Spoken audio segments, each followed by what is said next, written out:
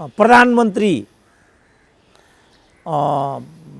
यो प्रधानमन्त्री प्रचण्ड अझ यिनीहरूले त राष्ट्रपति पनि सोचिसकेको थियो क्यारे झलनाथलाई यो हदमा गएका छन् उनीहरू त तयारी त उनीहरूले पनि त सम्पूर्ण गरेका थिए यो बुझेर ठोकिदिएको त केपीले त्यसकारण मैले भने म भए पनि यही गर्ने हो तर म भए धेरै पहिला गर्ने हो पार्टीबाट निकालिदिने पनि भन्नुभएको थियो त्यतिसम्म नि गरेको छैन कम्युनिस्ट पार्टीमा गुटबन्दी पाइँदैन के बाबु आज हामी अर्को विषयमा कुराकानी गर्दै हुन्थ्यौँ होला नि गर्न त गर्ने नै रहेछौँ आज हामीले कुरा यदि संसद विघटन नगरेको भए यिनीहरूले हिजै अविश्वासको प्रस्ताव राखेर हिजो स्थायी कमिटीबाट कारवाही गरेर दुनियाँ त ऊ त सकाउनु त यिनीहरूले पनि सकाउनै खोजेका रहेछ नि त्यो त सेकेन्ड भयो यिनीहरूले त हाउसमा स्पिकर आफ्नो मान्छे छ नि त त्यहाँ दर्ता गरिसकेको भन्ने छ त्यो कसैले त्यो चुहाइदियो हजुर यहाँ यस्तो हुँदैछ भनेर किनभने अहिले नेपालमा कुनै गोपनीयता रहँदैन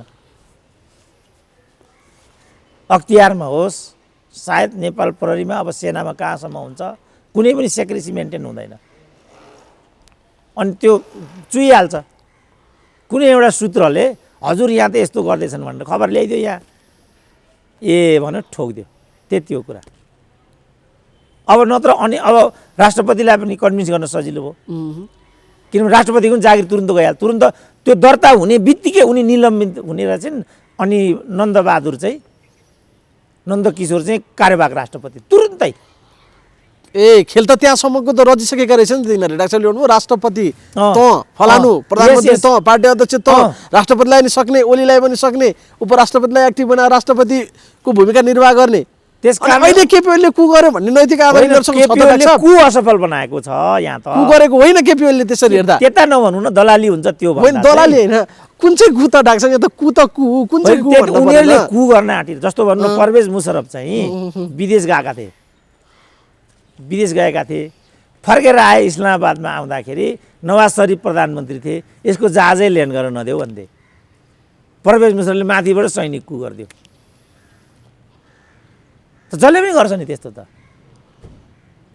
कि अब ल्यान्डै हुनु नदिएपछि ती जहाज क्र्यास हुनु पर्यो कि फर्केर जानु पर्यो विदेश पलायन हुनु पर्यो को विदेश पलायन हुन्छ को ल्यान्ड क्र्यास गर्छ हामी गर्छौँ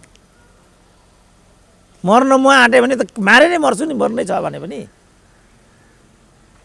कोत पर्व यसै गरी भएको होइन त्यहाँ त मारामारको स्थिति आयो मारामारको स्थिति आएपछि सबभन्दा शक्तिशाली जङ्गबहादुर त जम्मैलाई मारिदियो म कुर्सीमा सधैँ बस्दिनँ यदि मेरो कुर्सीमा तलमाथि गऱ्यो भने तिमीहरू नि बस्न नसक्ने गरी भात दिन्छु भन्थे अरे अहिले त्यही गरे अरेमा नजाउँ बाबु अहिले त गरे भइसक्यो अरेमा जाँदा त यी हाम्रो यो अख्तियारको प्रमुख भएको राईको नाम के अरे प्रेम कुमार राईका तीनटा चाहिँ मैले पढे भयो कस्तो अराजक मान्छे रहेछ अरे होइन डाक्टर अहिले त गरे नि त गरेकोलाई चाहिँ मानु तर अब के भने अब भन्नु पर्यो यिनीहरूले चाहिँ कु गर्न आँटेका थिए कि थिएनन् अब हाम्रो स्पिकरले भन्नु पर्यो त्यहाँ दर्ता थियो भन्ने कुरा छ कतिको त्यो त आइसक्यो दर्ता सहितै आइसक्यो नि डाक्टर भनेपछि कसले कु गर्यो त त्यसो भने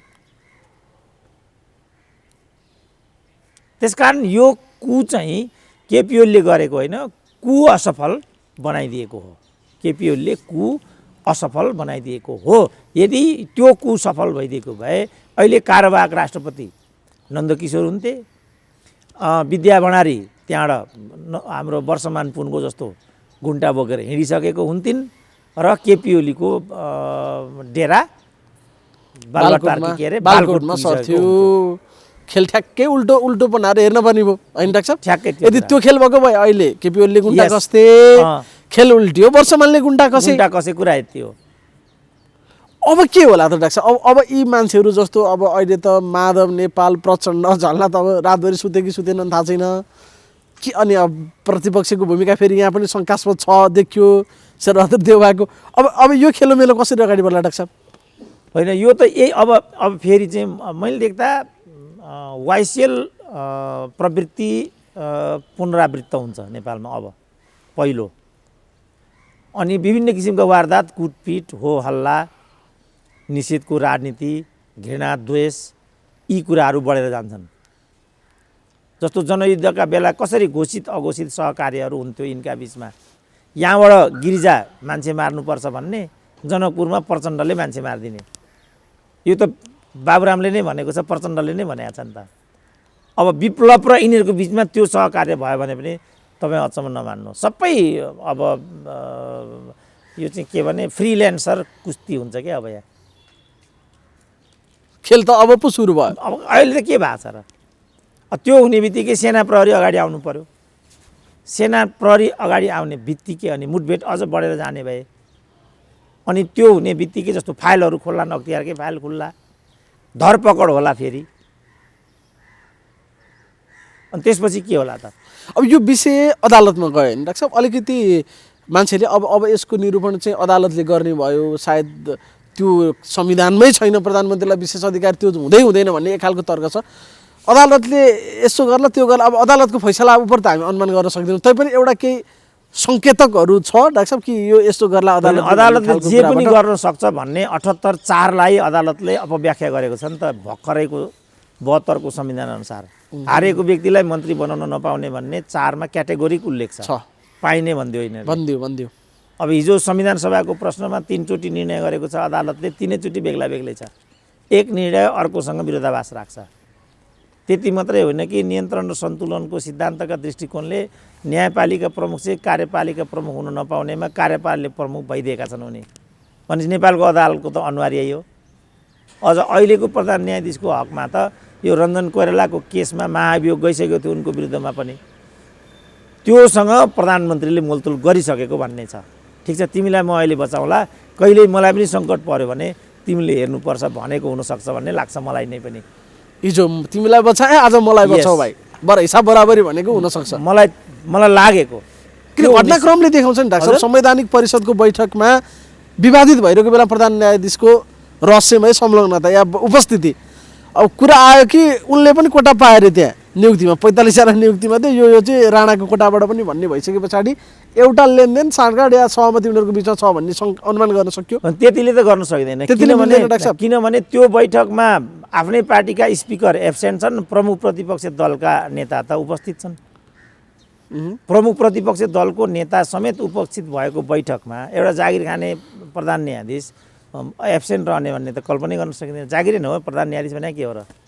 जागिरै हो प्रधान न्यायाधीश भने त, पद पो ठुलो हो तर हैसियत त जागिरेकै हो। एउटा जागिरीलाई आऊ भन्यो भने नआउने भन्ने कुरा त केही पनि छैन। तर सभामुख त गएनन् नि त। हो, यहाँबाट चाहिँ आजका घटनाहरू अगाडि बढ्छन् क्या। सभामुखले पनि यस्तो नगर्दे, अथवा अध्यादेश प्रकरणमा विद्यादेवीले पनि त्यस्तो नगरिदिएको भए, सभामुखले त्यहाँ गएर यो राम्रो हुँदैन हजुरले के गरेको भनिदिएको भए अलिकति परिस्थिति बेग्लै बन्थ्यो नि त। लु बन त सभामुख अब भनेर देखाइदिए, त्यसमा नआउने होइन बैठकमा, यो कहिले त आउने तेरो आउने हैसियतै राख्दिन्न भन्ने फेरि सिद्धो कुरा। यो त प्रतिशोधी एउटा, किनभने केपी ओली अत्यन्त प्रतिशोधी मान्छे भन्ने छ, अत्यन्त प्रतिशोधी र गुटबाज भन्ने छ। गुटभन्दा परकोलाई अब उनको त अहिले यो साक्य उप्रेती खरेल भन्दा त अरूलाई त दिँदा पनि दिँदैन, त्यो देखि नै राखेका छौँ हामी। जब एउटा चाहिँ विद्युतको एमडीसम्म साक्य चाहियो उनीहरूलाई, काठमाडौँ महानगरपालिकाको मेयर पनि साक्य नै चाहियो, इजरायलको राजदूत पनि साक्य नै चाहियो, पिएसिए त साक्य यस्तै राखेकै होला उनीहरूले, चलाउनै छ यस्तो। त यसबाट उनीहरूको लेभल आउँछ नि त। सालीको छोरा छ रे त्यस्तो छ पिए, ल त्यस्तो हुन्छ, यसबाट उनीहरूको लेभल आउँछ।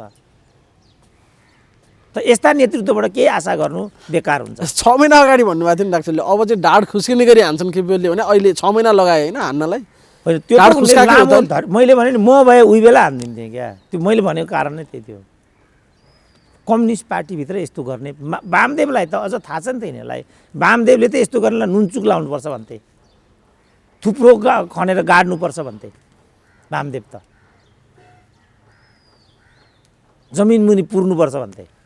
त्यही पार्टी नै हो यो। मैले एउटा प्रेसक्रिप्सन दिएको थिएँ कि यो कम्युनिस्ट पार्टी जुन एक भनेर बसेका थिए नि, मैले के भनेको थिएँ, तपाईँहरू अलग अलग हुनुहोस्, अलग अलग बरु मिलिजुली गरेर सरकार बनाएर हिँड्नुहोस्, मित्रता पनि कायम रहन्छ, तपाईँको पार्लियामेन्टमा मेजोरिटी पनि छँदैछ, दुइटै ग्रुप प्रचण्डको ग्रुप पनि एमाले पनि हो माओवादी पनि हो, मिलेर जानुहोस् तपाईँ अगाडि भनेर मैले यो भनेको थिएँ।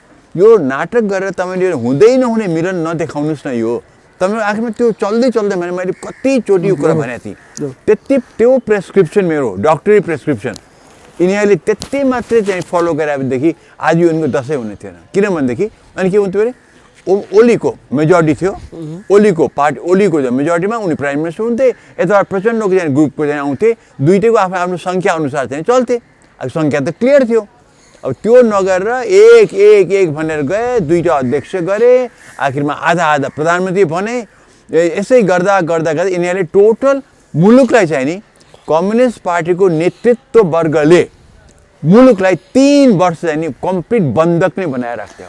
अब यो एकदम अपूरणीय क्षति होला नि डाक्टर साहब, समग्र कम्युनिस्ट भनेर हिँड्नेहरूका लागि यो पुर्ताल हुनसक्छ अब यो क्षति। अब यो कम्युनिस्ट भन्ने हिँडेर चाहिँ नि अर्डिनेरीलाई त म भन्दिनँ, उनीहरूमा त्यो कम्युनिस्ट व्यवहार छ। नेतृत्वगण जुन अहिलेका छन् तिनले सन्यास लिनुपर्छ। अब यिनले चाहिँ नि असफल, असक्षम, खालि झगडा गर्ने, बक्सिङ म्याच मात्रै गर्ने, रेस्लिङ म्याच मात्रै गर्ने एक आपसमा, यिनीहरूको चाहिँ नि यो लोभ र लालच जुन नेतृत्व वर्गले चाहिँ अब छोड्नुपर्छ। यो अहिलेको कम्युनिस्ट पार्टीको जुन यो सम्पूर्ण ओली पक्ष होस् कि माधव पक्ष होस् कि प्रचण्ड पक्ष होस्, यिनीहरूले अब टप मोस्ट नेताले चाहिँ आखिर सबैले प्रधानमन्त्री खाइ नै सकेका छन्, प्राइम मिनिस्टर भइसकेका छन्, म्याक्सिमम खाइसके, टन्न चाहिँ नि भरिसके। अब यिनीहरूले चाहिँ सन्यास लिनैपर्छ। अब युवा वर्गलाई माथि आउँदैन, जो गनाएका छैनन्, जसमा चाहिँ कुनै किसिमको दाग छैन, त्यस्ता व्यक्तिहरू आउनुपर्छ। अब यी दुईटै पार्टी कङ्ग्रेसको पनि यिनको पनि महाभेलाहरू के गर्दैछ नि आखिरमा, त्यसबाट यिनीहरूले पार्टीले नै अब क्लियर सबै ठुल्ठुला पार्टीहरूले अब चाहिँ नि नेतृत्व वर्ग चाहिँ नि अब चाहिँ नि जोसुकै होस् यिनीहरूले सकेनन्, अब सकेनन्, घोषणा गरेर सन्यास लिनु पर्यो। यिनीहरूले चाहिँ नि घोषणा गरेर होइन, अब त निकाल्नु पर्यो, यिनीहरूलाई निकाल्नु पर्यो। यिनीहरूले घोषणा दिनुभन्दा गर्नुपर्ने भने यिनीहरूलाई अब सफा, स्वच्छ, यङ, आफ्नो फिलोसफी सिद्धान्तमा विश्वास, आफ्नो पार्टीको सिद्धान्तमा विश्वास गर्ने, जनतामा समर्पित यस्ता व्यक्तिले यिनलाई अब हटाउनै पर्छ। केपी ओलीले त हिजो भनेको अरे नयाँ फेरि 1000 जना जति थपे, 500 जना जति थपेर 1100 जना पुर्याए फेरि केन्द्रीय समितिमा। र अब महाधिवेशनबाट म नयाँ पुस्तालाई हस्तान्तरण गर्छु भनेको छैन। अब त्यो के हो थाहा छैन। माधव नेपाल फेरि अध्यक्ष भनेर गजक्क भएर बधाई खाइरहेछ नि डाक्टर साहब, बधाई पो छ यतिखेर।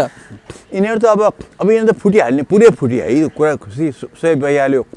तर यिनीहरूको फुटको त कस्तो, अब त यिनीहरूले त हामीलाई दिनुसम्म धोका दिए। यो कम्युनिस्ट पार्टी जुन 2/3 मतको सम्पूर्ण भनौँ न, यिनले त हामीलाई दिनसम्म धोका दिए। र अब यिनीहरू चाहिँ नि अब काम लाग्दैन हाम्रो लागि। अब इलेक्सनमा जाने हो भनेदेखि जनताले राम्रोसँग बुझुन् कसलाई भोट दिने, अब पार्टी वाइज भोट नगरौँ भन्ने छ। तर मुख्य कुरा चाहिँ इलेक्सनको कुरा आयो।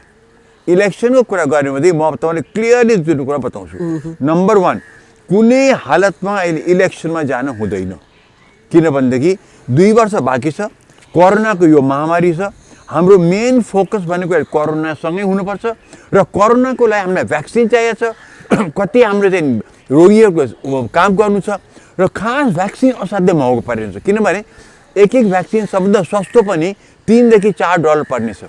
र हामी त के भन्छौँ भने नेपाली, हरेक नेपालीलाई चाहिँ नि भ्याक्सिन दिनुपर्छ।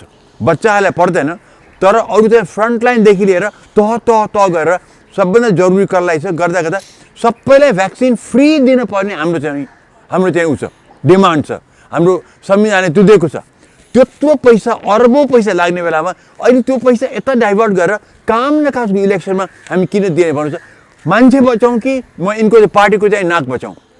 हामी मान्छे नेपाली जनतालाई बचाउने मैले आज कि यी पार्टीहरूले नचाहिने काम गरे, पार्टीहरूको यिनको नेतृत्व। निर्वाचनको मिति त घोषणा गरिसक्नु भयो राष्ट्रपतिज्यूले, संसद विघटन भइसक्यो। अब कसरी नगर्ने निर्वाचन नगरी केपी ओलीलाई दिने चलाउन अब सरकार? पहिले कुरा निर्वाचन हुनु हुँदैन, कारण त मलाई बताएँ। त्यो सैद्धान्तिक कुरा भयो के डाक्टर साहब, तर व्यावहारिक रूपमा त्यहाँभन्दा अगाडि बढिसक्यो नि अवस्था। सुप्रिम कोर्टमा पुगेको छ नि त। अब त आखिरमा हेर्नुहोस् कति ठुलो गल्ती भयो भने ओलीजीले कति ठुलो गल्ती गरे भनेदेखि त्यो यसपालिको इलेक्सन तपाईँलाई याद छ कति चाहिँ कति उत्साह थियो, 76% भोटिङ गरेको थियो कि त।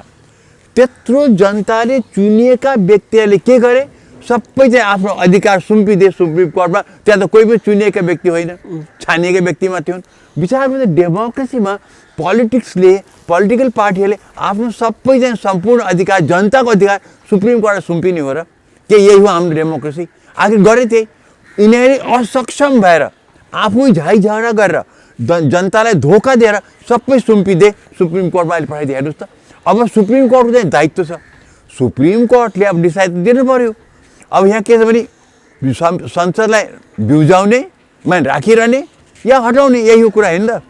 अब त्यसमा सुप्रिम कोर्टले खुबै विचार गर्नुपर्छ। हेर्नुहोस्, हाम्रो चाहिँ नि न्याय र कानुन भन्दाखेरि अब सुप्रिम कोर्टका जजहरूले उनलाई मैले कुनै प्रभाव पार्न खोजेको होइन, त उनले के लेटर अफ द ल लेखा छ के त्यो हेर्नु पर्यो। जुन चाहिँ कुनै लेखन दासले पनि या कोर्टको वैधाले पनि त्यो जान्दछ। लेख्न नम्बर 2 मर्म, कुन मर्मले त्यो संविधानको त्यो लेटर लेखेको छ त्यो पनि लिनु पर्यो। तर संविधान लेखिन्छ एक समयमा, आज स्थिति अर्को छ, त्यो स्थिति पनि हामीले हेर्न सक्नुपर्छ।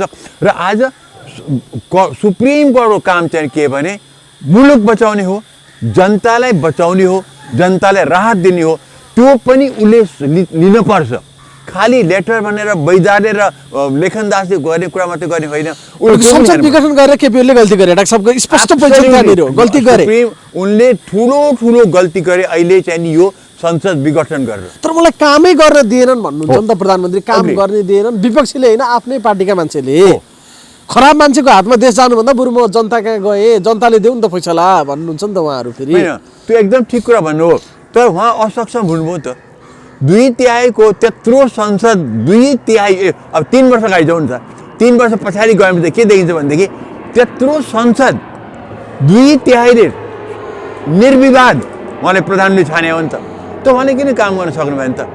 उहाँले आफ्नो पार्टी कन्ट्रोल गर्न सक्नु भएन।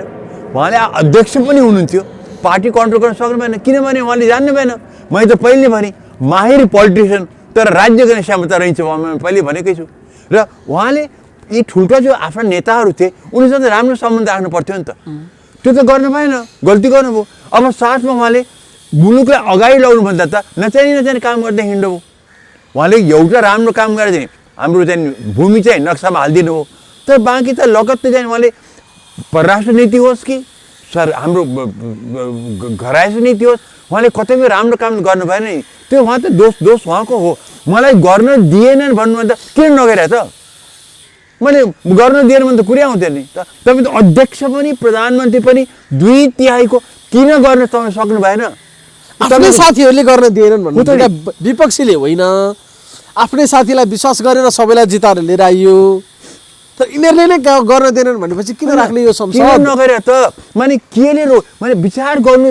हामीले यो एउटा डेमोक्रेसीमा एउटा राज्य गर्ने व्यक्तिलाई, मूल मान्छेलाई हामीले दिने कति त? 2/3 मतको प्रधानमन्त्री, अध्यक्ष कम्युनिस्ट पार्टीको चाहिँ नि त्यत्रो जितेर आउने कम्युनिस्ट पार्टी अध्यक्ष, अरू के दिने? राजा बनाउनु होइन गएर मैले उनलाई गएर महाराज विराज प्रभुत्व बनाउने होइन, तर हामीले दिने अरू के छ? त्यसमा पनि मैले गर्न सकिनँ, मलाई गर्न दिएनन्। यो त तर्क मिल्दैन होइन डाक्टर? आफू काम गर्न नसक्ने अनि मलाई गर्न दिएन भने संसद विघटन गर्ने यो तर्क मिल्दैन। देउवाले उसले ज्ञानेन्द्रले असक्षम भन्दाखेरि देउवाले त बाहिर आएर भनेन कि मलाई ज्ञानेन्द्रले काम गर्न दिएन त भनेन नि, कमसेकम देउवाले त्यति पनि भने नि। तर के भने ओलीले डेमोक्रेसीमा हामीले दिने के त? योभन्दा बढ्ता के दिन सकिन्छ मलाई भन्नुहोस् त? त्यत्रो शक्तिशाली मान्छेले मलाई काम गर्न दिएन, यो त बचपनाको कुरा भएन। यो आफू त कतिसम्म चाहिँ नि कतिसम्म असक्षम छ त्यहाँ प्रुभ हो नि त। ओलीको यो गल्ती हो, मलाई काम गर्न दिएन त्यसैले म के गरेँ संसद भङ्ग। त्यो ठिक छ, तिमी त्यस्तो थियो भने तिमी राजीनामा दिएर आखे, तिमी आएको त मुलुकको लागि हो भनेर त्यही थियो, तिमी आएको जनताको लागि थियो भनेको त्यही थियो। भनेदेखि सकेन भनेदेखि तिमीले के भन्नुपर्छ भने ठिक छ जनताको लागि राष्ट्रको लागि म चाहिँ हस्तान्तरण गर्छु भनेर तिमी राजीनामा दिएर अरूलाई गर्न दिए हुन्थ्यो। त्यो किन गर्यो? संसद नै विघटन किन गर्यो? आज गर्नै हुने काम किन गर्यो? यत्रो पैसा कहाँबाट ल्याउने हामीले संसद अब इलेक्सनको लागि? कोरोनाको लागि भ्याक्सिन बनाएर पैसा चाहिएको छ, पैसा छैन भने यहाँ त्यत्रो पैसा खर्च गर्ने। र दोस्रो कुरा इलेक्सन आउँछ, जनताले फेरि रोज्छन्, तर जनता हाम्रो यही हो। आखिरमा तपाईँको चाहिँ पैसा खर्च हुने हो, पैसा भोटको लागि किन्ने नै हो। तपाईँले आउने त यही व्यक्ति हुन्, फेरि यही पार्टीमा त को छ अर्को, यही व्यक्ति हुन् आउने फेरि। आखिर त कोही घुम्ने मेचको अन्धो मान्छे त हो नि, यो के फरक पऱ्यो हामीलाई? त्यसले ओलीजीको तर्क बिल्कुल गलत छ। घुम्दै फिर्दै रुमजाटार आउने अनुहारहरू यिनीहरू नै हुन्, खाने अनुहार यही नै हो। गर्न देला भन्ने ग्यारेन्टी के छ? झगडा गर्ने पनि यही हुन्, आउने पनि यही हुन्, झगडा गर्ने पनि यही हुन्। त्यही भने सबभन्दा पहिले यी माथिल्लो तहको चाहिँ यी कम्युनिस्ट पार्टीको माथिल्लो तहको कम्प्लिट नेतृत्व मलाई गर्न दिएनन् भन्ने पनि र गर्न नदिनेवालाहरू पनि यो सबै चाहिँ नि एक लट आउट अब हुनुपर्छ। त्यो गर्ने काम मैले गर्न सक्दिनँ, पार्टीभित्रबाट क्याडरहरूले गर्न सक्नुपर्छ। अब चाहिँ नि अब यो चल्दैन। अब हिजो हामी वाम एकता गऱ्यौँ, कहिल्यै कम्युनिस्टलाई तपाईँले दिनु भएन मत, एकचोटि त दिनुहोस् के गर्दा रहेछन् अनि देखौँला, अनि प्रश्न गर्नु होला भने 55 किलाका 100 किलाका एउटै मालाले प्रचण्ड र उसलाई बेरे। अहिले फेरि त्यही मान्छेले गर्न दिएन भनेर जान्छ, फेरि अब आउनले गर्छ भनेर के विश्वास गर्ने, फेरि अनि जनता फेरि अर्कोचोटि झुक्किने, फेरि भ्रममा पर्ने। डाक्टर साहब यही त हो नि, त्यही त म त्यसरी त इलेक्सनको नि अर्थै छैन अहिले। हो 2 वर्ष पैसा हुँदा कोरोना पनि कम हुन्थ्यो होला कि जाने यिनीहरूको चाहिँ महाधिवेशनहरू हुन्थ्यो, त्यसमा चाहिँ यो सबै देखेर क्या यङ मान्छेहरू उठ्लान् भन्ने हाम्रो जो आशा त्यो थियो। अब त्यो सबै केही पनि नगरेर ड्याममै चाहिँ नि इलेक्सनमा पठाइदिएर चाहिँ उनी त हो नि के फरक पर्यो हामीलाई त। त्यही व्यक्ति त्यही गनाएकै व्यक्ति आउनेवाला छन् यहाँ। आखिरमा बुथ क्याप्चर गर्ने नै हो, आखिर पैसाको खेल हो। यहाँ अहिले पनि मैले हेर्दाखेरि त कुनै पनि जनताले पनि हो अलिकति शिक्षित वर्गले अलिक सचेत वर्गले त यो ठाउँमा यो कम्युनिस्ट क्याडर यो क्यान्डिडेट राम्रो छ यसलाई दिन्छु, म कङ्ग्रेस भए पनि म उसलाई दिन्छु, अथवा चाहिँ नि म कम्युनिस्ट भए पनि म यो कङ्ग्रेसलाई दिन्छु, या म यो भए पनि म राप्रपालाई दिन्छु।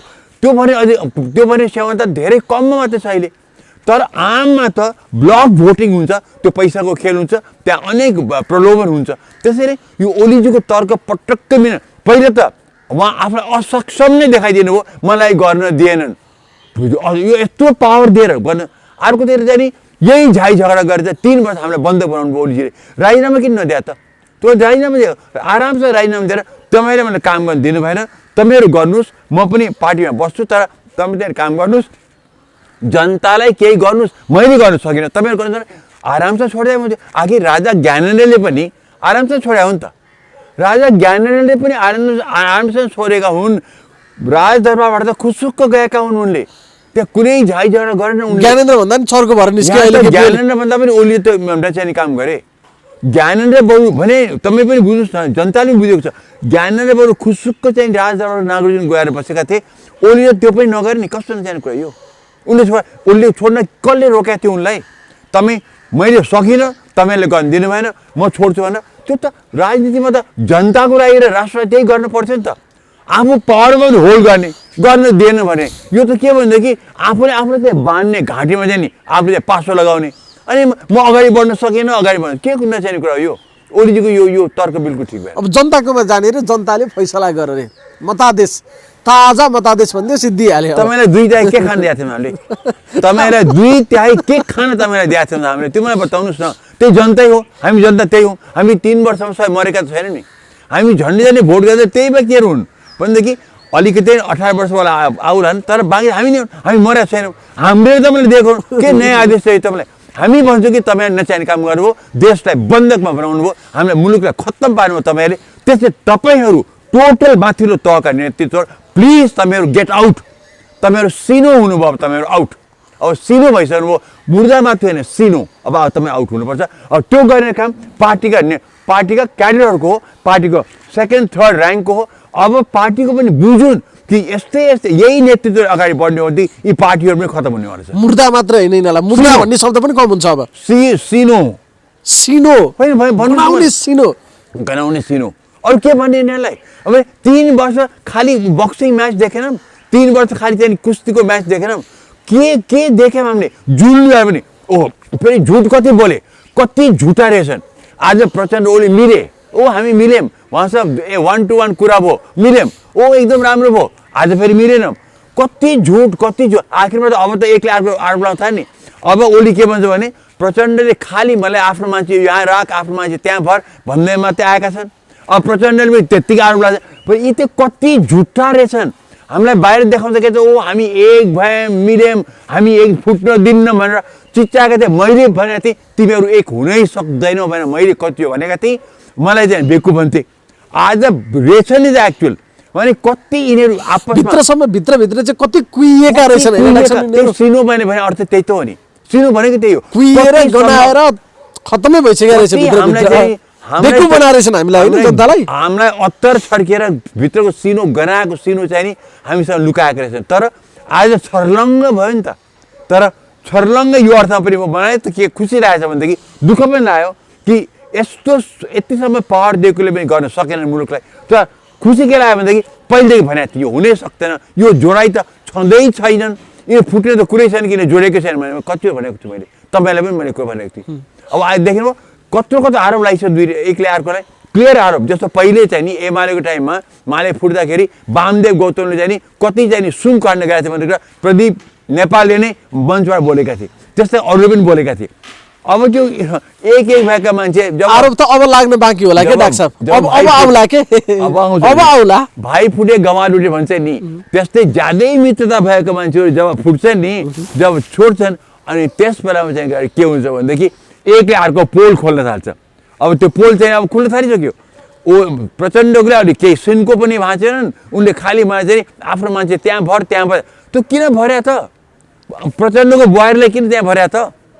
प्रचण्डको मान्छे किन भर्या त? उसले त भन्नु पर्ने थियो होइन मेरो अधिकार हो, म प्रधानमन्त्री हुँ, हामी मिलेर गरेका छौँ, तर तपाईँले मलाई निर्विरोध चुन्नु भएको छ प्रधानमन्त्री, यो मेरो हक हो, म गर्छु। तपाईँ प्रधानमन्त्री पहिले पछि हुनुभयोदेखि तपाईँको म हस्तक्षेप गरिदिएँ भन्नु पर्दैन थियो। यो कदमलाई हामी असफल बनाएर छाड्छौँ भन्दै हिँडेका छन् हिजो। अब खुन्टा कसै साथीहरूले त्यो बाटो अगाडि गयो भने मुलुकमा सैनिक शासन लाग्छ, मैले अरू हुने देखेको छैन। मध्यावधि जसरी हुन्छ भनेको थिएँ नि मैले, यो पछाडि फर्क्यो भने सङ्कटकाल लाग्छ देशमा। के ठानेको छ यिनीहरूले? चुबो लाएर निर्वाचनको तयारी गरे बरु गर साथीभाइ हो, अहिले त घरसम्म गएर बस्न पाछौँ, फेरि बसाइ सर्ला दिल्ली बजारतिर, त्यस्तो भयो भने स्थिति होइन डाक्टर साहब? अब के हुन्छ के गर्छन् त्यो म भन्न सक्दिनँ, तर नेक्स्ट स्टेज भनेको चाहिँ सङ्कटकाल हो। केपी ओलीले त्यसै छोड्दैनन्, छोड्नु पर्ने अदालतले भन्दैन, अदालतले उ गरे अदालतले ब्याक ल्याइदिन्छ, ब्याक ल्याइदियो भने उनले ठोकिहाल्छन्। कार्यकारीमा त उसँग सबै अधिकार हुन्छ, सङ्कटकाल लागि ठोकिदिन्छन् उनले। अब यो सङ्कटकाल राम्रो कि नराम्रो, यो मध्यावधि पाउँथे कि पाउँदैनथे, संविधानमा के व्यवस्था छ कस्तो व्यवस्था, त्यसमा डिबेट गरौँ, त्यसमा म केही पनि नो भन्दिनँ, तर बाटो त्यही हो। धेरै महँगो पर्ने बाटोतर्फ गयो नि त यी कुराहरू। डाक्टर साहबले भन्नुहुन्छ नि लाल बुझकटहरूलाई थाहा थिएन त पहिला भने नि, होइन उनीहरूले हिँडेकै बाटो यही हो नि त, उनीहरू यतै जान चाहन्छन्, उनीहरूको बाटै यही हो। त्यो बाटोमा केपी ओलीले पुर्याइदिए होइन, कहाँ केपी ओलीले पुर्याइदिए, त्यो बाटोमा यिनीहरूले केपी ओलीलाई पुर्याइदिए। अनि हाम्रो दुई भाइले त खुन्डा कसेनछन् त डाक्टर साहब। को दुई भाइ? लेखराज भट्ट र कमरेड बादल। होइन उनीहरूको त क्या हो साथीभाइले? हिजैदेखि संदिग्ध भूमिका भनिराखेकै थिए मान्छेले, अब हिजो आएर उनीहरूले सबै कुरा फुकालेर देखाइदिए। टोपबहादुर रायमाझी पनि बैठकमा गएनन् रे, धेरै ल्याइसिया छ कि क्या हो जस्तो भयो नि त डाक्टर साहब। हिजो पिदोली सडकमा भेटेको थिएँ बादललाई मैले, ऱ्याइनै लागिरहेको थियो, दुई भाइ अरू दुई भाइ चाहिँ कुन्टा कसेर घर जाँदै थिए। होइन अब उनीहरू त्यही किन छोड्ने त्यो स्थिति? बादलले पनि कुन्टा कस्थे नि हिजो बेलुकै यदि छोडेको भए। होइन उनीहरू क्लियर भइसक्यो, उनीहरू नजान्नेमा गइसके, गुन्टा नगस्नेमा गइसके, उनीहरू गइसके। अब अदालतले जे गरे, यदि अदालतले निर्णय उल्टाइदियो सङ्कटकाल लाग्छ। निर्वाचन चाहिँ हुन्छ त डाक्टर साहब, चुनाव गर्नकै लागि भने हुन्, केपी ओलीले प्रस्ताव गरे हुन् वैशाखको। होइन अब यावत विभिन्न कारण अवस्था छ नि त, यसो हेर्दाखेरि चाहिँ अपरिहार्य छ, किन संविधान अनुसार 6 महिनाभित्र गर्नु परिहाल्यो। अपरिहार्य छ, सम्भव छ छैन? होइन सम्भव हुन्छ, किन हुँदैन? कोभिड भन्छन्, के भन्लान्, दुनियाँ भन्लान्, त्यसको लागि आम सहमति चाहिन्छ। आम सहमति गरे भने त हाम्रो के लाग्छ, सिक्किमलाई चाहिँ आम सहमतिबाट भारतमा मिलाइदिएका थिए, त्यसको त हाम्रो केही पनि गर्न सक्दैनौँ नि। बुद्धिमत्ता चाहिँ निर्वाचनतिर लाग्ने, अब के गर्ने हो गर्नुतिर चाहिँ बुद्धिमानी हुन्छ। यसमा पनि फेरि खेलोमेलो तलमाथि गर्न थाल्यो भने साथीभाइले अर्को परिणाम फेरि भोग्न तयारी गर्दा हुने स्थिति देखा परिरहेको छ। हामी किनभने जे स्टेपिङ भइराखेको छ, यो ठिक भइराखेको छ, यो राम्रो भइराखेको छ भनेर हामी सराहना गर्नेपट्टि त छैनौँ, यो गलतै भइराखेको छ। होइन, यसलाई सराहना, यो चाहिँ संविधानको पनि मर्म विपरीत छ, संविधानको कुनै धारामा यो व्यवस्था छँदा पनि छैन। तर अब हाम्रा शासकहरू त मुडाग्राही छन्, मुडाग्राही शासकले त संविधान पनि हेर्दैन, लोकलज्जा पनि हेर्दैन। त्यो आधारमा मैले भनेको यिनीहरू मध्यावधिमा जान्छन् भनेर गए। खाउ हुँदो भन्नु अब त्यो स्थिति आयो। यो ठिक छ त म भन्न सक्ने कुरा छैन मैले फेरि, किनभने यो तर खालि के भने यो जुन नतिजा आइरहेको छ केपी ओलीको कारणले मात्रै आइराखेको छैन। उनीहरूले यो बाटै बन्द गरेर निरन्तर चाहिँ महाधिवेशनको बाटोमा गइदिएको भए अब के थियो, चैत भनेको अहिले पुस होइन, अहिले माघ फागुन 2 महिना कुनै अर्को व्यक्ति यो पार्टीको अध्यक्ष हुँदा पहाड त खस्ने थिएन होला नि त। त्यसकारण तातै मर्यौँ जली खाउँ जली मरौँ भन्ने चाहिँ असल नेतृत्वको खुबी पनि होइन र गुण पनि होइन। अब अन्तिम प्रश्न चाहिँ डाक्टर साहब, यो मुख देखाउने भन्ने प्रश्न हुन्छ नि, 2/3 हामीलाई देऊ, यति देऊ, बहुमत देऊ, एकल सरकार चलाउँछौँ, समृद्ध नेपाल, सुखी नेपाली के हो के थिए नि, पुरै कति किलोको मालाले एउटै मालाले बेर्थ्यो क्या प्रचण्ड र केपी ओलीलाई। अनि सक्छ न अब दुवै पक्षले मुख देखाएर के भनेर जाने, अनुहार पनि देखाउनु पर्ला नि, यहाँ त ठोकिदिए होइन। मैले एउटा संस्कृत उखान भन्थेँ नि, एक लज्जा त्याज्यम सर्वत्र विजयी भवेतम। मान्छेको इज्जत चाहिँ 4 अलमले ढाकेको हुन्छ। कोही नाङ्गा बाबा भएर चाहिँ शिवरात्रिमा त्यहाँ उपस्थित हुन्छ र दिदीबहिनी ढोग्न जान्छन् भने बाबै लज्जित हुनु पर्दैन। यी त्यस्ता बाबा हुन्, दिगम्बर झाहरू हुन् यिनीहरू त। यिनीहरूलाई केही लाज घिन हुँदैन। त्यस्तो हुन्थ्यो भने त्यत्रो जनयुद्ध गरेर आएका शहीद बेपत्ताहरू मागेर हिँडेका होलान् कतै। यिनले आफ्नो स्वास्नी छोरी बोकेर चाहिँ राष्ट्रपतिसम्म बनाइदिए। खोइ त, त्योभन्दा त कम लज्जाको कुरा हुन्छ यो। कसैले बुहारीलाई मन्त्री बनाइदिए, कसैले कुटेर छोरीलाई मेयर बनाइदिए। के लाज भने के हो भाइ? अब यही आरोप प्रत्यारोप, तैँले छोरी जिताउनलाई मतपत्र च्यात्नु पऱ्यो होइन, यस्तासँग मिल्ने भन्ला, अर्कोले भ्रष्टाचारी भन्ला, यी दुई पक्षको ककटेल। ल त्यसलाई त उनी चुनावी उत्सव भन्छन्। मलाई एकचोटि कुञ्चैको मनमोहकी कसको चुनावी तयारीमा लगेर राखेँ मेरै वार्डमा। गएँ अनि पछि चुनाव सकिसकेपछि त चुनावमा त यस्तो कुरा गर्थ्यो, चुनावपछि त यस्तो कुरै गर्न छोड्यो। त्यो त चुनावी कुरा थियो। चुनाव भनेको त चाडबाड जस्तै हो, ढाड साफ भन्थ्यो एउटा लालबुजा कड्ले। खामोस खाएँ म त। त्यस्ता हुन् कि बाबु यिनीहरू त। नो लाज नो घिन, जे आउँछ मजाले पचाउँछ। एउटा कुरा चाहिँ फेरि छुटेछ, यो प्रेम कुमार राईको विषय छ नि डाक्टर, अब कतिपयले अनुमान गरिसके। अब जागिन्छ है केपी ओलीले, अब एकदम भट्टाभट अब लाइन लागेर साथीभाइहरू जान्छन् खोरतिर भन्छन् कि के हो कुरा होइन। अब त्यो भयो भने अनौठो हुँदैन। मर्निङ सोच द डे भने जस्तो। तर त्यो गरे पनि यिनीहरूको लागि काल हो त्यो। फेरि इन्दिरा गान्धीलाई त्यही गर्न खोजेका थिए। इन्दिरा गान्धीको उदय भयो। आखिर त यो जम्मै भ्रष्टहरूको सञ्जाल हो। काल भनेको केपी ओलीकै काल हुन्छ त्यो फेरि। किनभने रिटालिएट प्रतिशोधबाट आयो भने त्यसलाई जनताले राम्रो भन्दैन। गर्नुपर्ने बेलामा यिनीहरू गरेनन्। अब गरे भने त प्रतिशोध भन्ने हुन्छ नि त। किनभने यसको नाइके भने त फेरि विष्णु पौडेल हुन्, उनी यो क्याबिनेटमा छन्। अनि त्यस्ताले यस्तालाई कसरी कारबाही गर्ने? त्यो ट्विट चाहिँ फेक थियो, तर त्यसको भावमा चाहिँ जनता साह्रै इन्टरटेन गरिरहेको थियो कि म क्यान्टोनमेन्टको फाइल खोल्ने, अब खानेपानी मन्त्रालय यस्तो उस्तो, जनता चाहिँ त्यो हेर्न चाहिरहेको छन् कि जस्तो देखियो कि राईलाई कुटाउने कुरा हो यो। त्यो सम्भव छैन, त्यो बाटो गयो भने सम्भव होला। गर्नुपर्ने चाहिँ त्यही हो नि होइन डाक्टर साहब, हुन चाहिँ हुनुपर्ने त धेरै छोटिसके नि। यिनीहरूले लोकमानलाई हामीले त्यहाँ अख्तियार प्रमुख बनाएको हो त। लोकमानले बालोटारको फाइल निकाल्न लाग्दाखेरि न जागिर गएको हो। सुशीला कार्कीको के गल्ती थियो भन्नु त? अब उनीहरूले अहिले पनि त्यो बिर्सिरहेछन्। जयबहादुर चन्द प्रकरण भनेको सुशीला कार्कीसँग जोडिन्छ। त्यसकै बाई प्रोडक्ट। तब के उपाय छ त? अब उनीहरूको केही पनि उपाय छैन। सुशीला कार्कीलाई पनि त महाभियोग लगाउन खोजेका थिए यिनीहरूले, केही पनि उपाय छैन नि। एक लज्जा त्याज्यम सर्वत्र विजयी भवेतम। खेल सुरु भयो, बाँकी दृश्यहरू थप रोचक हुनेछन्। 3 वर्ष लाएर भए पनि के अरे शेरबहादुरले त्यो 14 करोड उठाइकन छोडे। गर्न चाहिँ मलाई गर्न दिएन भन्ने पनि देखियो, गर्न नदिने पनि देखियो। अब भन्नुहुन्छ अनि त्यही पनि हामी मित्रता कायम छ, हामी मिलेका छौँ, हामी फुट्न हुँदैन, हामी कहिले फुट्दैन भने त्यो पनि सुनियो। फेरि एउटाले एक्लै खान खोज्यो, अर्कोले तैँले मात्र खाइस् भनेर नि खोज्यो। त्यही रहेछ सुरुदेखि नै आफू एक्लै पनि के गर्यो भनेदेखि ल हामी आधा प्रधानमन्त्री हुने भनेर सही पनि त गरिरहेको छ नि त। आधा 5 वर्षमा खाने भन्दा खाने सहमति त्यो रहेछ। एक्लै खायो सही त गरेको रहेछ नि त। फेरि एक्लै खायो, जब पोइन्टमा त्यो पोइन्ट पुगेपछि ल भाइ तपाईँ नै एक्लै खानुहोस् भन्ने यो त पनि देखियो। त्यो पनि उसले स्ट्रङली होइन लिखित निकाल्नुहोस्।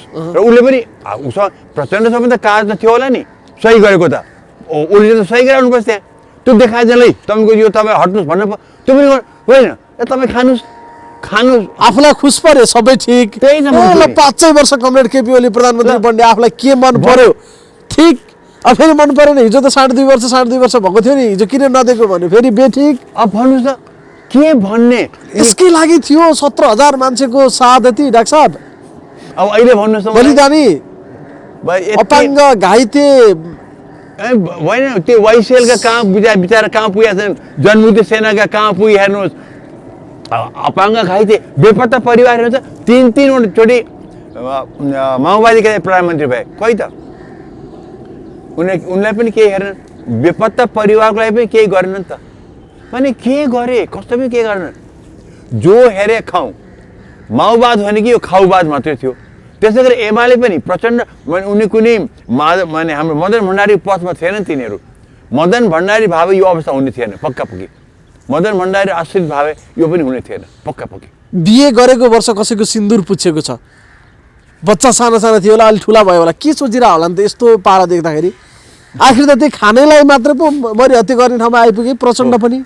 केपी त त्यस्ता भयो त्यो क्रान्तिको नेतृत्व गरेर आएको प्रचण्डमा पनि त त्यहाँभन्दा परिवर्तन त केही देखिन डाक्टर साहब। त्यही देखि मैले के हाम्रो चाहिँ नि हामीका चाहिँ नि नेता खारिएका नेता रहेछन् के थिए, जो थिए मरेर गए, थिए जो थिए मरेर गए। यी अहिलेका चाहिँ नि फट्टाफुट्ट निस्केका नेता रहेछन् जो पनि, चाहे त्यो 12 वर्ष युद्धै गरे, युद्धका लागि गजब थिए, योद्धा थिए, तर नेतागिरीमा चाहिँ नि फट्टाफुट्ट मात्रै रहेछन्। झन् पोलिटिक्स गरेमा त झनै कच्चा, राज्य गरेमा झनै समेत नभएका कुरा त्यो रहेछ।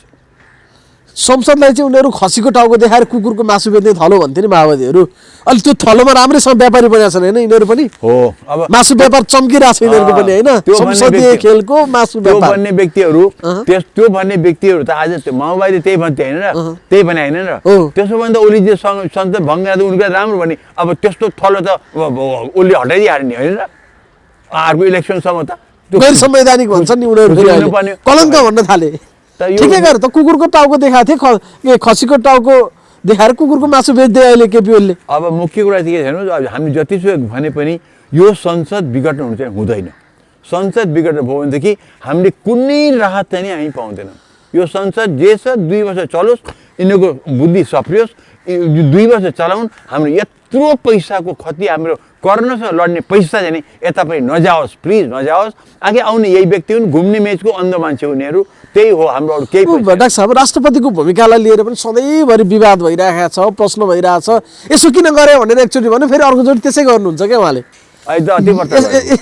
अहिले सीमा नाग्नुभयो राष्ट्रपतिले पनि, सीमा त सधैँ नागिँदै रहनु भएको थियो। अहिले त राष्ट्रपतिले संसद विघटन भएन भनेदेखि सबभन्दा पहिले त हुनुपर्ने महाअभियोग लाग्नुपर्ने राष्ट्रपतिमा थियो। किनभनेदेखि वीरेन्द्रले पनि हेर्नुहोस्, राजा वीरेन्द्रले पनि यस्तै चाहिँ यो उसको चाहिँ नागरिकता प्रश्न उठ्दाखेरि सबै पास हुने भइसकेपछि जब त्यो राजाले सही गर्नुपर्थ्यो नि, उनले सुप्रिम कोर्टमा राय मागे र उनले रोके सुप्रिमको रायमा। विद्या भण्डारीले पनि कमसेकम राष्ट्रपतिको पदको मर्यादा राख्नुको लागि सुप्रिम कोर्टमा राय त माग्नु पर्थ्यो, र नभए पनि उनले 3-4 दिन राखेर छलफल गरेर अनि मात्रै डिसिसन दिनु पर्थ्यो। यो त आयो चट मगे नि पछाडि जस्तो गरेर गरिदिन्, त्यो त बिल्कुलै के देख्यो भने मिलोमे त प्रधानमन्त्रीको राष्ट्रपति यति मिलोमे देख्यो, जुन चाहिँ नि राष्ट्रपतिको मर्यादा पनि रहेन, पदको मर्यादा पनि रहेन। त्यस्तो राष्ट्रपतिमा त महाअभियोग नै लाउनुपर्छ, किनभने ज्यादै नचाहिने काम भएको छ। राष्ट्रपतिले आफ्नो पदको गरिमा र मर्यादालाई कायम राख्न सक्नु भएन।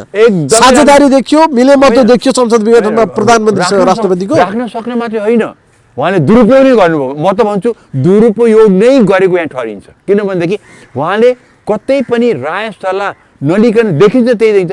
पहिले अध्यादेश ल्याउँदाखेरि त्यही नै गर्नुभयो, अहिले पनि त्यही नै गर्नुभयो। यो चाहिँ ठिक भएन र अहिले त खतरनाक कुरा भयो। किन संसदलाई नै विघटन गर्नमा यति छिटो पट्ट चाहिँ दिनु हुँदैन थियो, त्यो अर्डर पास उहाँले चाहिँ त्यो स्वीकृति दिनु हुँदैन थियो। उहाँले कमसेकम राजा वीरेन्द्रले गरे बाबा, राजा वीरेन्द्र राजा थिए बाबा, उनले जे पनि गर्न सक्ने अवस्था थियो, उनको हातमा आर्मी पनि थियो। केपी ओलीले हिजो के भन्यो भने राष्ट्रपतिलाई महाभियोग लगाउने तयारी गरेका थिए तिनीहरूले, त्यो भएर मैले संसद विघटन गरेँ भन्दै नि त। होइन, कुरा त के थियो भने उनी माथि चाहिँ नि नयाँ सेटिङ गरिसकेका रहेछन्। झलनाथ खनाल राष्ट्रपति, माधव नेपाल पार्टी अध्यक्ष, प्रचण्ड प्रधानमन्त्री, यस्तो गरेपछि त त्यसो गर्नु पर्यो नि डाक्टर साहब। उनले ओलीले यो गरेका कारण एउटै छ कि चाहिँ उनीमा चाहिँ नि अविश्वासको प्रस्ताव ल्याउँदै थिए यिनीहरूले पक्का पक्की, त्यसले गरेको हो।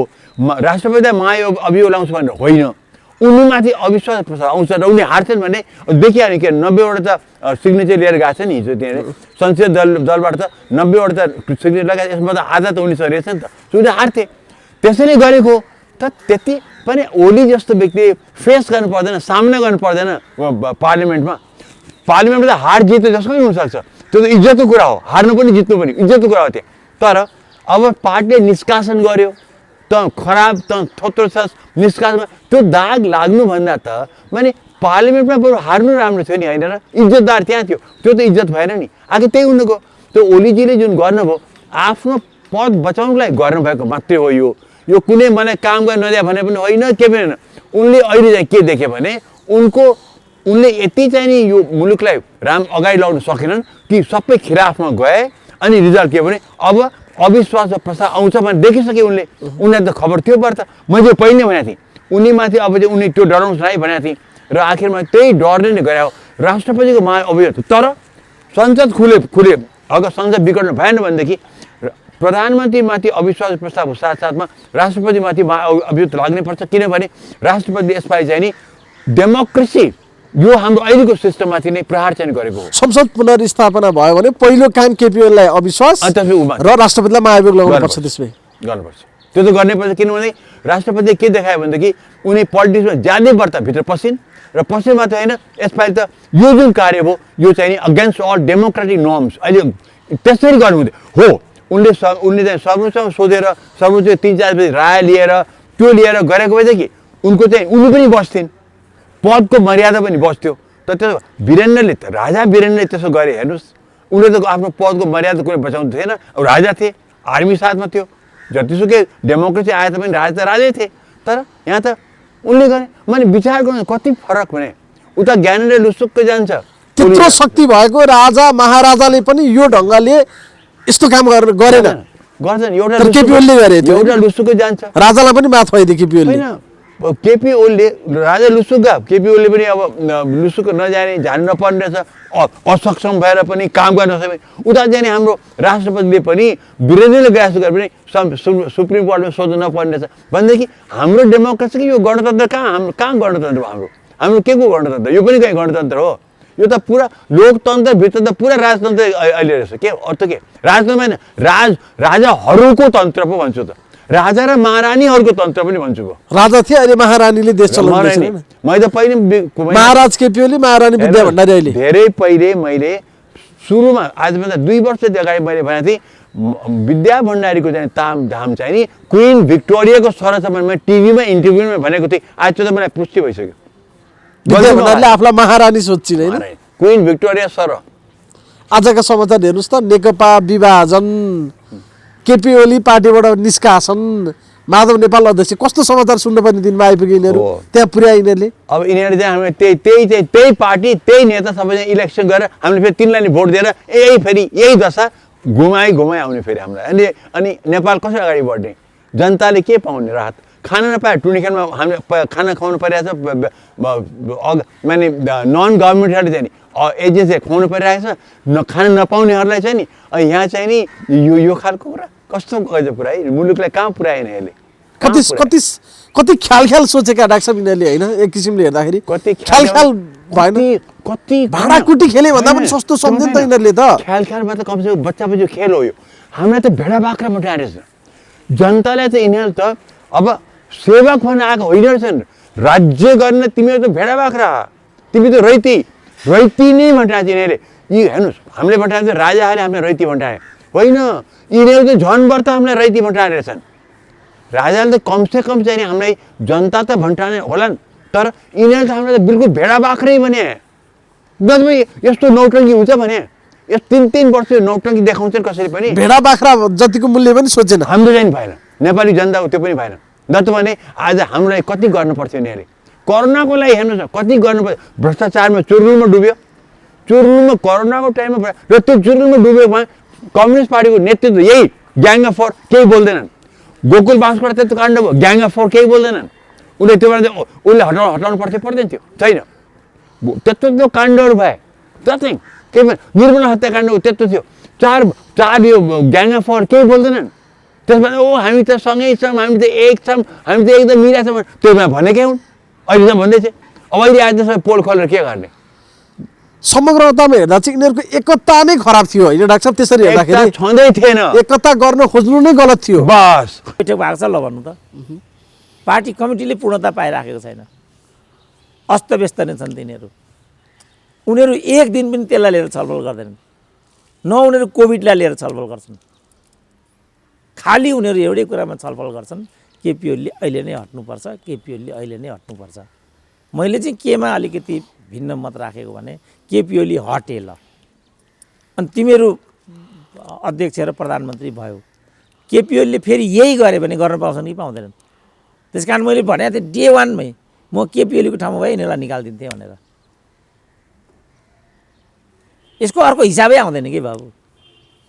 अब प्रधानमन्त्री भए म उहाँ उनको ठाउँमा भएको भने यही गरिदिन्थेँ, तर कृष्णप्रसाद भट्टराई भएको यो गर्ने थिएनन्, किनभने उनी त मोरल लिडर थिए नि।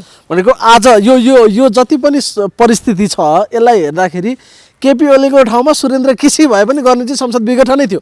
एभरेज लिडरले गर्ने थियो, ग्रेट लिडरले त्यो गर्दैन। किनभने अब मुलुकलाई मध्यावधिमा लगेपछि त ठुलो अपव्यय हुन्छ। सामाजिक ध्रुवीकरण द्वन्द्वहरू, दलीय ध्रुवीकरण द्वन्द्वहरू, अन्तर्कलह, झगडा, काटमार यस्तो हुन्छ नि त। त्यसले त राष्ट्रलाई त केही पनि पे गर्दैन।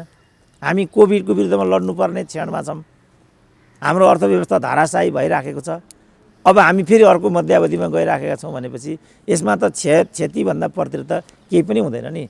ठुलो नेताले त यो कुरालाई सहज रूपमा लिन्छ। जस्तो अटल बिहारी वाजपेयीको सरकार 13 दिनमा ढल्ने भयो, उनले सत्ता छोड्दै मध्यावधिमा गएनन् नि।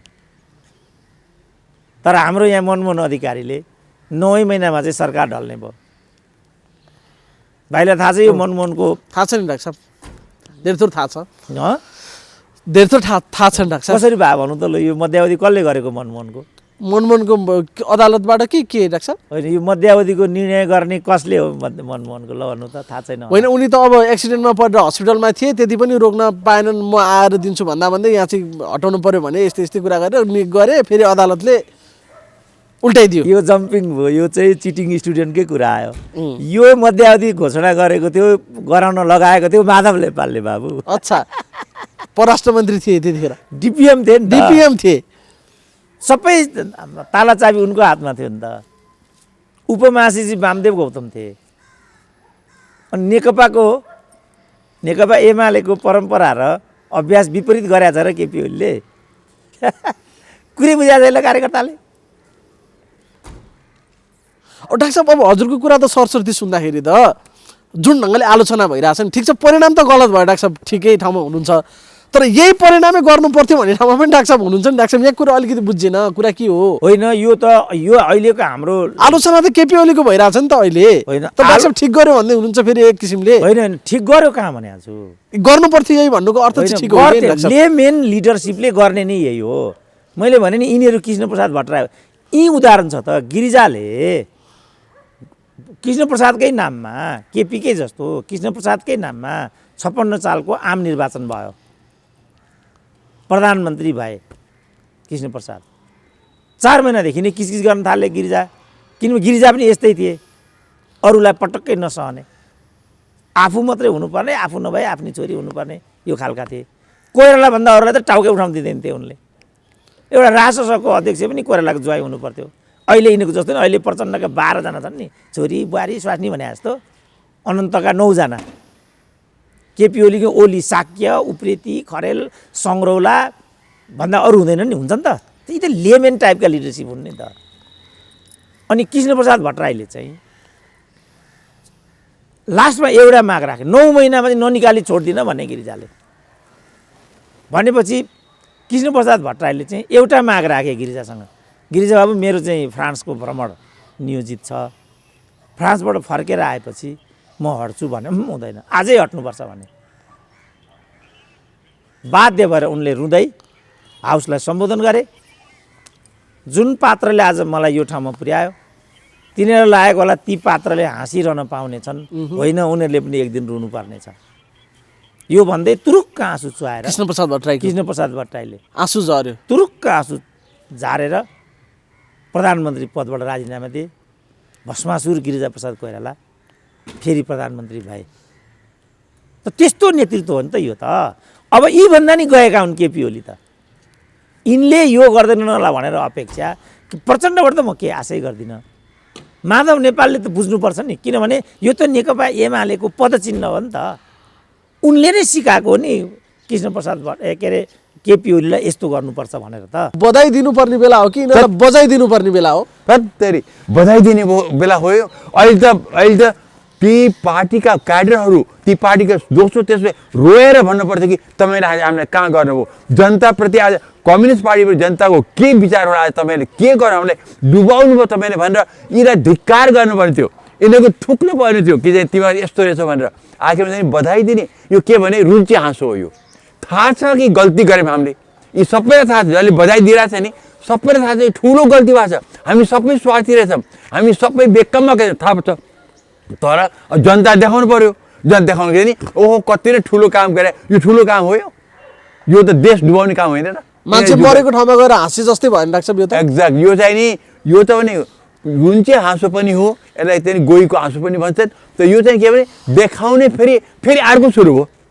थाहा छ उनलाई कति कुहिएका छन् सबैजना भनेर, जसलाई अहिले बधाई दिइरहेछन् ती कति कुहिएका छन् उनलाई पनि थाहा छ। तर के गर्ने, उनी अत्तर सर्केर चाहिँ नि उनलाई पनि अब वाह वाह तिमी त गजब छौ भने देखाइरहेका छन्। कति झुट बोल्ने यिनीहरूले हामीलाई, कति हामीलाई झुट बोल्ने मलाई भन्नुहोस् त, कति यिनीहरूले हामीलाई झुक्काउने मलाई यतिमा बताउनुहोस् न, कति झुक्काउने र हामी जनता फेरि कसरी झुक्किने मलाई मैले बुझिनँ। त्यस्तै अब ओलीजी भन्ने चाहिँ नि भनेकी चाहिँ नि मलाई काम गर्न दिएनन् अथवा मलाई जिल्लाए। चाणक्य नीतिमा पोलिटिक्समा साम दाम भेद दण्ड भन्छ नि, त्यसमा मैले अर्कोलाई जिल्लाउन पाउँछु। चाइनिजमा पनि यता हाने जस्तो गरेर उता हान भन्छ कि जिल्लाउन पाइन्छ, जिल्लिन पाइँदैन। पोलिटिक्समा जिल्लाउन चाहिँ पाइन्छ, त्यो पोलिटिसियनको अधिकार हो त्यो, तर जिल्लिन पाइँदैन। यहाँ त म देख्छु ओलीजी या त जिल्लिए या जिल्लाउनु गए। मैले काम गर्न सकिनँ होइन, मलाई काम गर्न दिएन। ल कस्तो भयो, कामै गर्न नदिँदै गर्ने मान्छे पनि नेता हो त होइन डाक्टर साहब? त्यस्तो पनि त्यो काम गर्न नजाए 3 वर्ष के खाएर हामीले पैसा खाएर बस्यो त? कामै हो साँच्चै नै, काम गर्न नदिनु भनेपछि तिमी चाहिँ आफ्नो हृदयलाई सोध, तिमी यत्रो तामझामसँग यत्रो धुमधामसँग तिमी बस्यो, तिमी केक काट्दै तिमी वहाँ ताप्लेजुङ पुगेका थियौ, हेलिकप्टर तिमीलाई केक लगेको थियो, काम चाहिँ गर्न नसक्ने रे, अनि तिमीले त्यसो गर्ने, तिमीले चाहिँ हाम्रो पैसामा खेलबाड गर्ने, त्यो ओलीजी तिमीलाई सुहाएन, यो पटक्कै सुहाएन। अर्को यो ग्याङ अफ 4 भन्नुहुन्छ नि डाक्टर साहबले, त्यो ग्याङ अफ 4 को गतिविधि चाहिँ के छ नि डाक्टर साहब? एब्सोल्युट भने यी सबै यी हेर्नुहोस्, अहिले नचाहिने काम गर्ने ओली दोषी, तर त्यहाँ पुर्याउने यिनको पनि काम हो। यिनको उत्तिकै हेर्नुहोस्, तर बताउँछु नि, जहिले पनि एउटाले चाहिँ काम चाहिँ खराब गर्छ तर प्रेरणा गर्ने अर्को हुन्छ। एक्जाम्पल दिउँ, दिपेन्द्रले वीरेन्द्रको हत्या गरे, भेरी महत्त्वपूर्ण कुरा छ। दिपेन्द्रले वीरेन्द्रको हत्या गरे, छानबिन भयो, छानबिन के पनि भएन। त्यो कुरा के छ भने दिपेन्द्रले कसको के प्रेरणाले बाबुको हत्या गरे, त्यो पनि त महत्त्वपूर्ण कुरा थियो त। त्यो त कसैले के जाँच पनि त गरेन, गिरिजाप्रसाद कोइराला थिए प्रधानमन्त्री, वास्ता गरेन, कसैले गरेन, किनभने त्यो आखिर दिपेन्द्र त जे पनि कच्चा युवा नै थिए नि त, कच्चा पनि यङमा तरुण मान्छे। त उनलाई कसले प्रेसर दियो कि चाहिँ नि ल यो बाबुलाई ठोक, बाबुलाई मार, कसैले त होला नि, उसका पनि त साथीभाइ होला, उसका पनि शुभचिन्तक होला, त्यो पनि त कुरा इम्पोर्टेन्ट छ। गर्ने गल्ती दिपेन्द्रको हो, त उसलाई प्रेरणा कसले दियो, कसले प्रेरणा दियो, के भनेर प्रेरणा दियो? ओलीलाई चाहिँ नि गल्ती ओलीको छ, त उसलाई त्यो ठाउँमा पुर्याउनु त यिनको काम। उसले भनिहाले मैले काम गर्न दिएन, म भन्छु त्यसमा मैले ओलीलाई दोष दिएँ, तर काम गर्न नदिनु पक्कै हो। हामीले त्यो पनि देख्यौँ, यिनीहरूले पनि काम गर्न नदिएकै हो, ग्याङ अफ 4ले काम गर्न नदिएकै हो। त्यसमा चाहिँ नि ओलीले त्यो गर्नु पर्यो, त दुईकै दोषी, उत्तिकै दोषी। तर अहिले हेर्दाखेरि तत्काल संविधान संसदलाई भङ्ग गर्ने ओली झन् बढ्ता दोषी, त त्यो ठाउँमा पुर्याउन यिनी धेरै कम दोषी चाहिँ होइन। परिणाममा संसद विघटन गरे, ओलीले गल्ती गरे, ठुलो गल्ती। कारण त्यहाँसम्म कसले पुर्यायो? ग्याङ अफ 4ले पुर्यायो। ग्याङ अफ 4 यसमा पनि फेरि कङ्ग्रेस छैन, अपोजिसन पनि छैन, अरू त्यसमा पनि भन्न पाइनँ। जस्तै ओलीले भने नि मलाई अपोजिसनले काम गर्न नदिए होइन, यिनले गरे, ठिक कुरा हो। यी ग्याङ अफ 4 पनि जुन छन् उत्तिकै दोषी छन्। आज ताली जति खाए पनि यिनले आज ताली खान्छ, पर्सि पिटाइ खान्छ, यो पनि पक्का छ। आज ताली खालान्, तर केही समयपछि यिनको जब कर्तु सबै बाहिर निस्किन्छ, अब एक निस्किन्छ, अब जब झाइ झगडा भएपछि त एक कुरा त निस्किहाल्छ, अनि त्यो जनताले त देखिहाल्छ, बाप रे बाप। आखिरमा इलेक्सनमा गए पनि जनताले यो छानबिन त गर्छ, तर गएनन् भनेदेखि पनि अब कुरा त्यही आखिरमा संसद त चलिराख्यो भने त नो कन्फिडेन्स मोसन आइहाल्छ। त्यसले अब चाहिँ नि छन् अब क्लियर कट यो तितो फोक्ने यिनले पनि तितो फ्याँक्छन् उनले पनि तितो फ्याँक्छन् हामी चाहिँ नि हामी हेर्नुपर्छ कि कसको के करतुत रहेछ यहाँ भन्ने कुरा थाहा हुन्छ